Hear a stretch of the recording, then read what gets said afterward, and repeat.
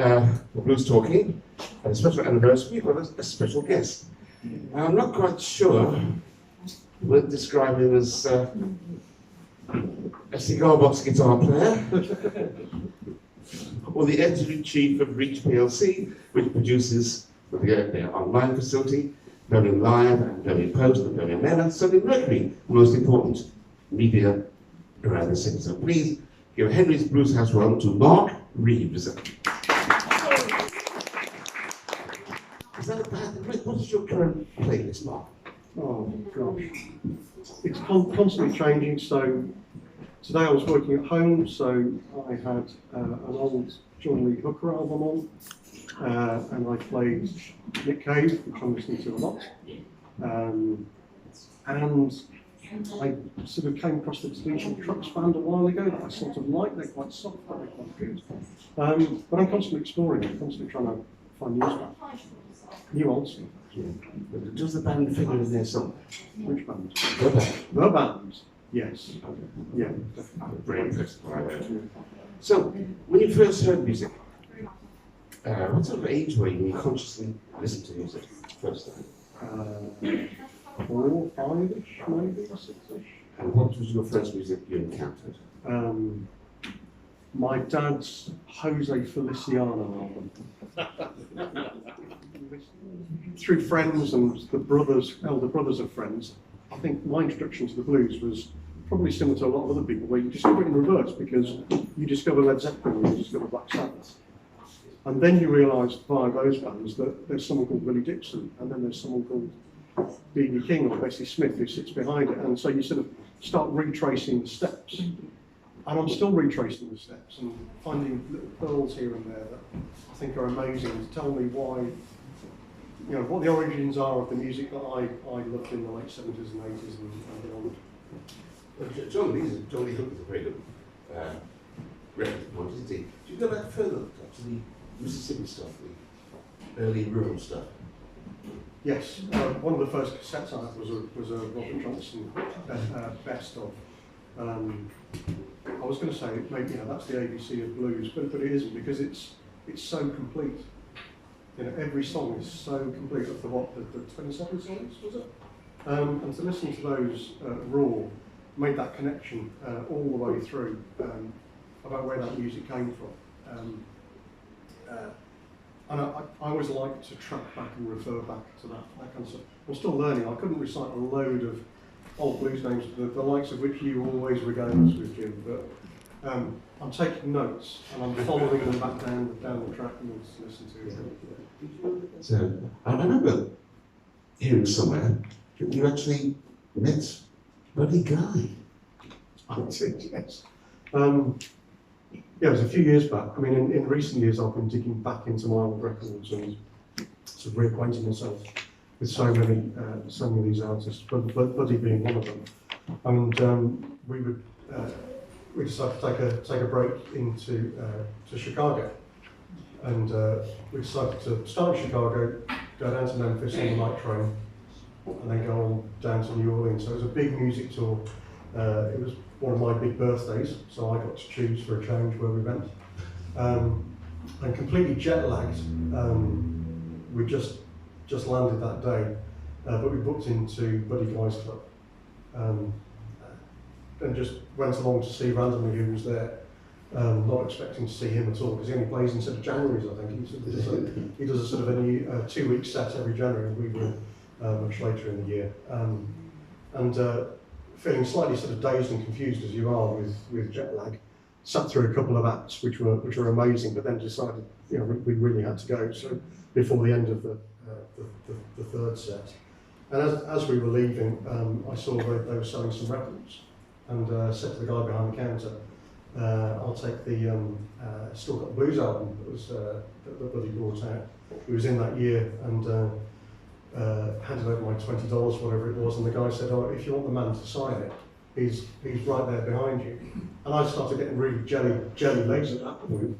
And I said, "Really?" He said, "Yeah, here's the album, go and sign it. But don't talk to him and don't look him in the eye."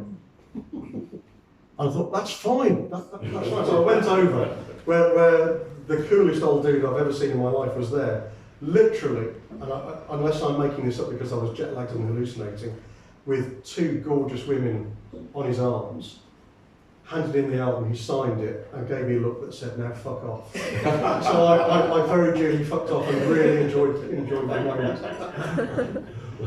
I knew way back in the 60s, he was quite the gentleman. I'm sure he was. Do you know that, I can't remember where it's born, is it Lafayette? Somewhere in Louisiana. But wherever it was, it now has every December a Buddy Guy Day. Mm. And they renamed the Highway 36, I think it is, the Buddy Guy Highway. Mm. Due respect. Yeah, and I mean, on that trip, that's what was amazing was to see how much the belatedly, but they are recognising those old blues guys are recognised. You know, you see monuments on the highways, you see highways named after some of those names, and you see them preserving these sites where, once you do start to retrace the story of the blues and where so much music came from, you can see a community that is trying to sort of bring it close to. And we stayed in Clarksdale for a couple of nights, which was an amazing experience in on the Cotton Shack Inn, where it's the old the old cotton farm and repository. We literally sleep in a cotton gin, in a cotton sort of storage area, and can explore all around there, and then also go and see the sites around Clarksdale, and follow that through. And you do feel it's just such an evocative part of the world, but it's still so dirt poor. It felt like a third world country. It really did. And you think, in all these years, we're venerating these artists, but the lives of so many people just still haven't been improved.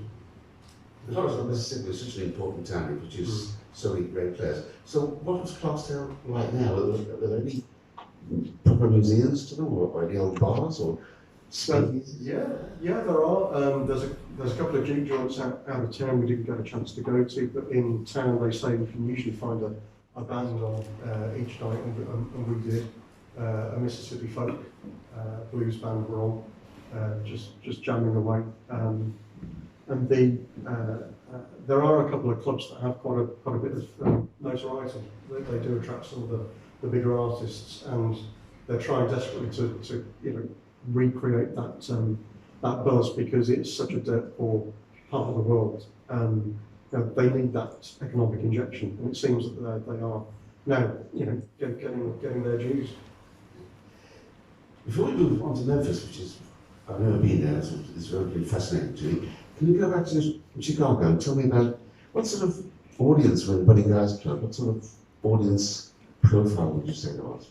There were people there for a good time. They weren't there like us, serious-minded, middle-aged white dudes going there and sort of frowning and nodding quietly. They were there out to eat the chicken, celebrate the birthday, and if the guy on stage was doing what he needed to do, he got all veneration.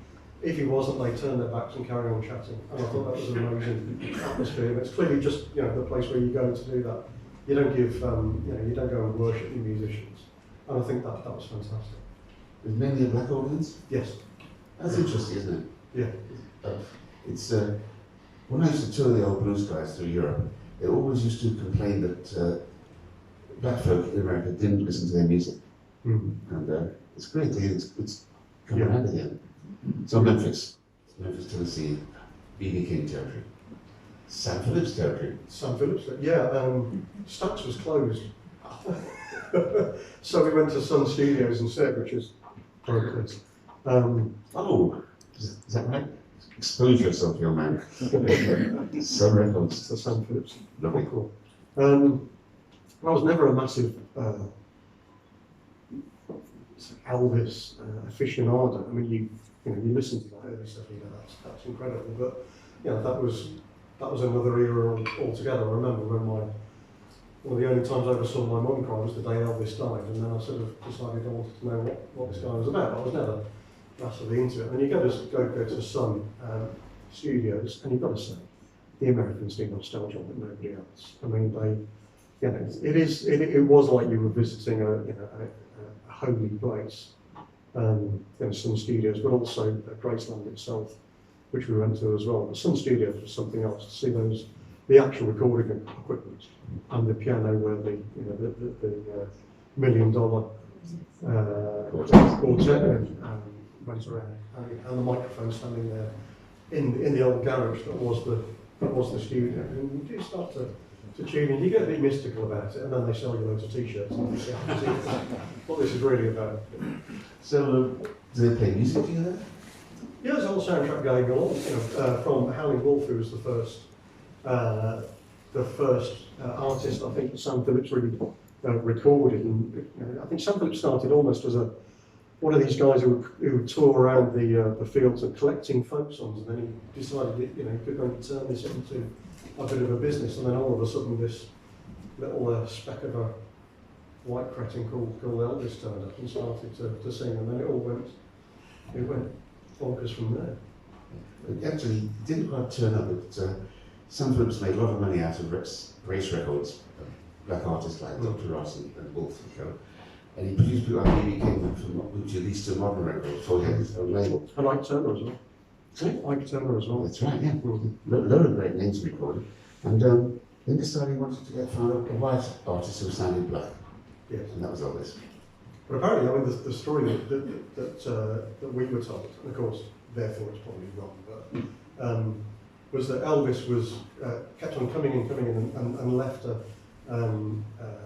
or did a sampling in their little studio when Sam wasn't there, no one else was there, but the secretary person was there who recorded it, and it was only 6 months later that Sam actually heard this and said, "Well, who's that?" And they finally got back in touch. Otherwise, Elvis would have gone off into the ether and so never be heard of again. Dr. Ross described him as a nice guy, a truck driver out of West Memphis, who came and brought the beer and sandwiches at lunchtime. And I said to him, "You knew Elvis? Elvis? You knew Elvis?" "Yes, man. Elvis Preston." So, what about people complain to me about Memphis, people who've been there, and where they describe the things they complain about, they sound wonderful to me. The old studio that B.B. King used to broadcast from, and there's so too much tourism there. So, well, that's what we go for, really. So, did you see anything else in Memphis? Did you find B.B. King's studio? I didn't, but we stayed in the big famous hotel right in the middle of Memphis. His name escapes me, but it's got that parade of ducks that every lunchtime walks this. I don't know what flock of ducks are they anyway. 20 ducks walk through the restaurant for some reason, and everyone comes and sees them. But in the corner they had the brand that was Elvis's original tailor selling clobber. So I got me some clobber, and I'm far too embarrassed ever to wear it. I mean, it's absolutely ridiculous. It's not the Vegas era Elvis. It's proper sort of 1950s sharp suit stuff, but it looks so ridiculous on this. It really does. I suppose the $1 million question is, when you came back, how many t-shirts had you bring with you? I always get t-shirts. Everywhere I go, there's souvenirs. Absolutely.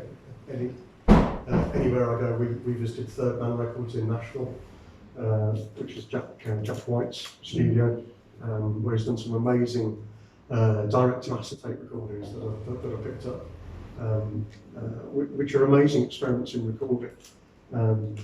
He did stuff with White Denim and C6 Steve, that are these, live, but also, and therefore one take but direct to acetate. So pretty much no mixing, no nothing, and it sounds so sweet on vinyl. And if you can find those albums, you should definitely get them. It's great. I mean, really, that's just the old technique the old guys used to use in the 20s and 30s. Yeah. Direct to acetate. Yeah. So, did you hear any blues in Nashville? No, we saw lots of plastic country. If you go down, it's Broad Street, isn't it? Right in the middle of Nashville. It's not dissimilar to this one. It's pretty artificial. It smells slightly of vomit. I think it's somewhere like Memphis and Nashville. You've still got, you feel like you can sort of touch and smell and feel, you're probably fooling yourself completely, but you feel like you're where, that music is, and you can sort of absorb it. In Nashville, it's very plastic, which is a shame when you think about, where the likes of, the people that have been through that, Johnny Cash and Bob Dylan and others that have done some extraordinary music. It seems like that has been completely sort of overtaken by the whole tourism, the tourist shtick. I really enjoy your road trip to America. So tell us about New Orleans. How long were you there for? 5 days. In fact, Matt, who's here, we joined Matt and his missus for. We thought we'll have 5 days in New Orleans. It was 5 days, 24-hour party. It's one of the most remarkable cities I've ever been to. It was the week of the French Quarter Festival, which is free. So you had like lots of zydeco music, Cajun and blues, so Dr. John flavoured stuff, jazz going on as well. We went to the Black Cat Club, saw an amazing vocalist doing sort of blues, spiritual infused stuff, and you just walk around and you just listen and you absorb it. And it was the first place I saw live people like the Hot Eight Brass Band, who last time I saw was at the Hare and Hounds down the road, who I think do amazing stuff. Okay, it's getting away from blues, but it's real music. It comes from New Orleans, but it's given a whole new interpretation and kept alive, and it's some of the most exciting danceable music you can listen to. Did you go to Timbatinas? Not one, no, I shouldn't. It's funny, New Orleans has these quite distinctive strains of music, all different but all really influential. But the Indian music, the Chakras and the rhythm and blues, and classic jazz, of course. But for me, it's the rhythm and blues of Anita's and Professor Longhead. Yes. And it all intertwines. So when you get home late tonight, what are you going to play? Probably what I'm always led off down these threads, so I'll absorb what the guys are going to do tonight. Probably go and see what I can reproduce tonight, and if it's not in my vinyl connection, I will stream it on Deezer and explore it that way. Which I did when I saw Kent Duchesne here, went off and discovered a load of his music and that very particular theme. And because he was talking about Johnny Shines, I went and started to listen to Johnny Shines and said, why have I never come across this guy before? He was extraordinary. The vocals, let alone the guitar playing, was out of this world. And that's what keeps me so engaged all the time. I'm always, you're never more than, you could be 2 minutes away from finding the best music you've ever listened to, you've ever heard. And you've always got to be open to it because you never know where you're going to go. It might take you all the way back. So I'm starting to get into Lester Young as a saxophonist who played with Billie Holiday. And that's leading down all kinds of routes, working backwards from 56 all the way back to pre-war. And I like that when you hear a bit of music, you just then start to track it back and learn more stuff. Lester was Billy's favourite musician. You listen to those 1930s stuff with Billy and Lester, classic something. So here's an important question for you, Mark. How many hours a day do you get to spend playing your cigar box guitar?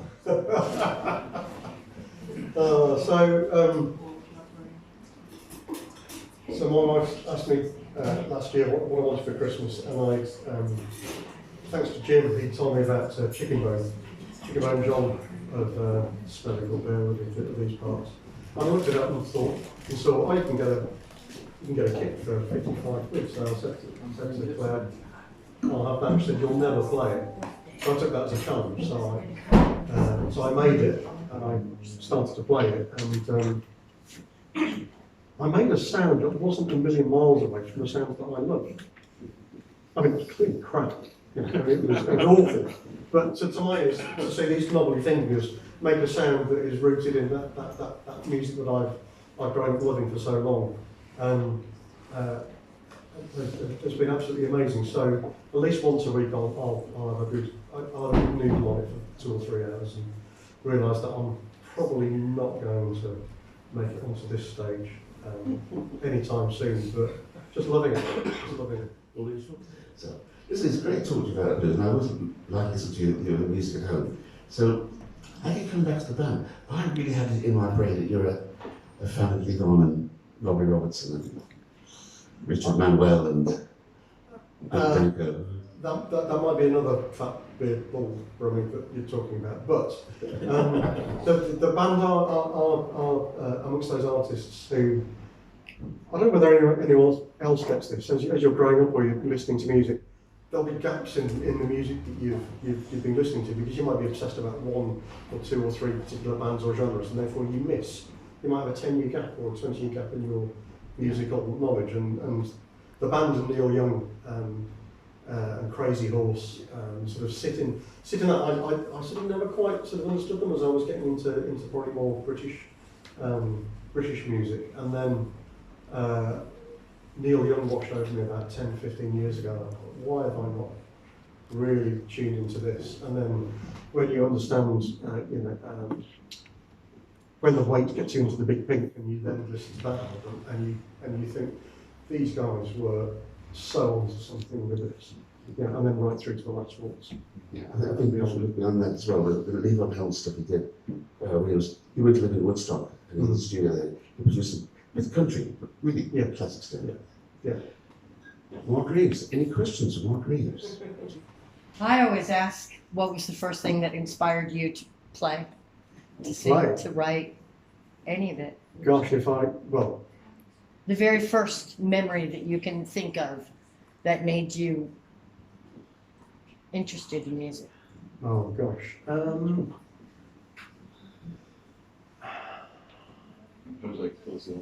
Well, it's sort of listening to some of those sounds. You always listen to your parents' music collection, don't you? And then, but I think I started to realise that music was a thing that said something about who you were, and spoke to your generation. Where, like a lot of people of my generation, some said if you'd listen to John Peel, and then you listen to John Peel, and you hear sounds that were just absolutely mad, and you'd say, I don't understand that, I don't really like it, but it seems to be cool, so I'm going to work at this. So you'd listen to, well actually, you know what, someone else I was listening to at the same time, and you know them really well, would you believe Robin Valk, who was the rock DJ on BRMB here in the 70s and the 80s.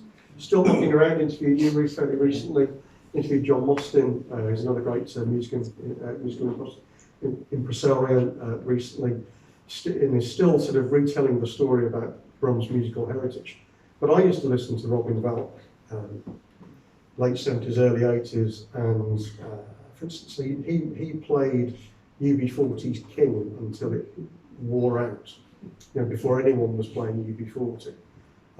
Which was an amazing fusion music of reggae and white soul that was coming through from Moseley, and then he'd play Rainbow, and then he'd play some blues, and then he'd play some jazz, and then he played.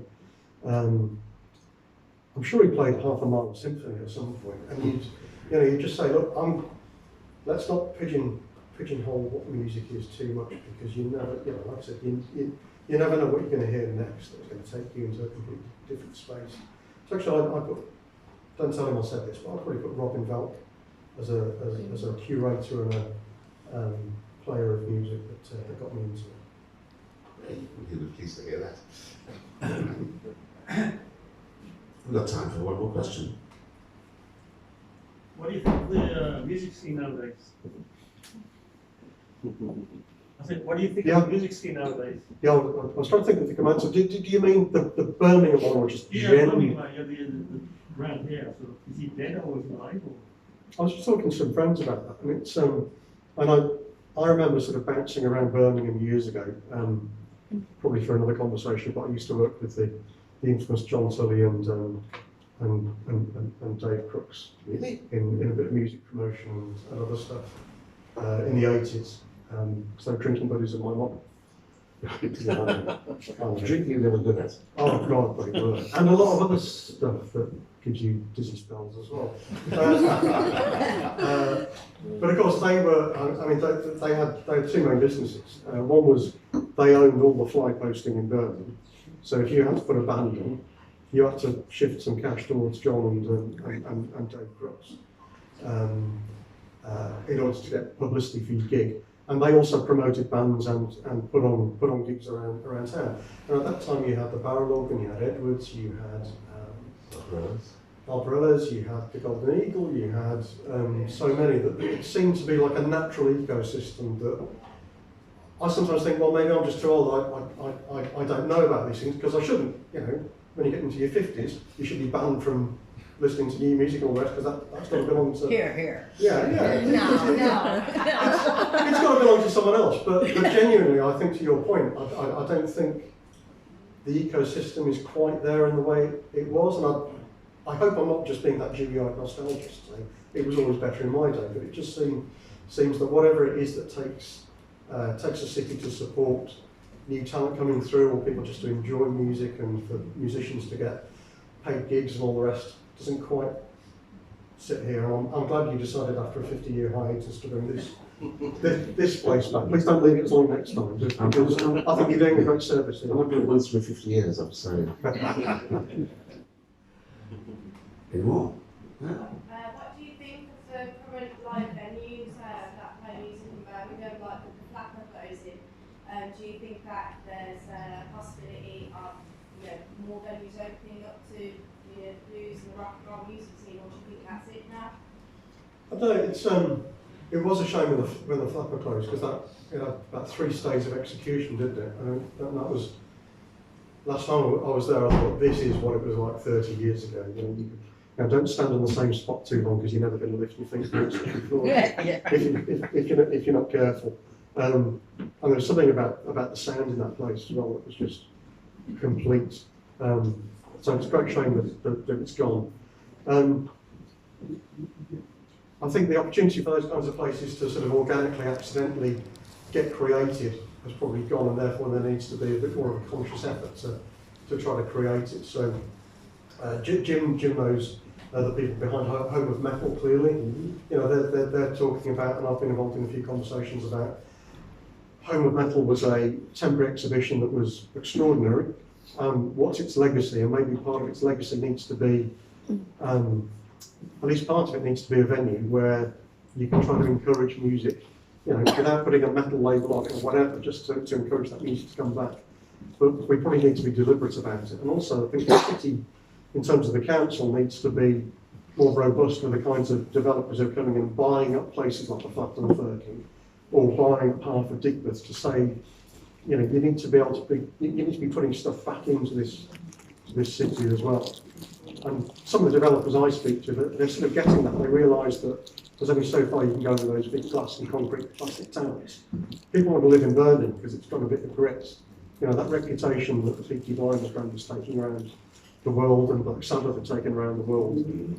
If there's not evidence of that when people come to the city, either to visit or to live, they're not going to stick. So the whole of the city needs to say, we need some good venues, we need some good festivals, we need some good shows. And we do. We have all of that, but maybe it's not quite at the critical mass stage yet.